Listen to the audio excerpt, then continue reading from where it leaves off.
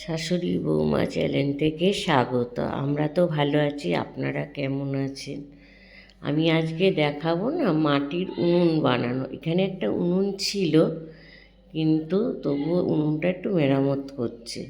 তার জন্য তো মাটি লাগবে। মাটিটা আগের দিন জলে ভিজিয়ে রেখেছে, তারপর নরম হয়ে গেলে তারপর মাটিটা দিয়ে বেশ শেপ করছে। দেখুন কি সুন্দর করছে। আর ওই যে উনুনের যে মুখটা, ওখানটায় না একটা বাঁশ মতন ওটাকে আর কি ভিতরে লাগিয়ে দিয়েছে, কেন ওটা পুড়িয়ে হলে ওর মধ্যে জ্বালানি দিয়ে দেবে ওখান দিয়ে। এবার উনুনটা করছে, আপনারা দেখুন মাটির গ্রামে কেমন করে উনুন বানায়। অনেকে তো নাদার মধ্যে বানায়, বালতির মধ্যে বানায়, তা এটা সরাসরিই বানাচ্ছে।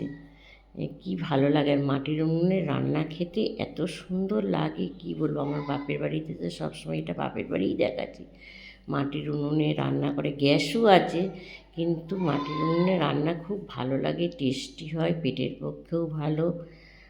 যদি ভালো লাগে এটা দেখতে, তাহলে আপনারা একটা লাইক কমেন্ট শেয়ার করে দেবেন। আর উনুন কেমনভাবে বানায় এটাও আপনারা দেখুন।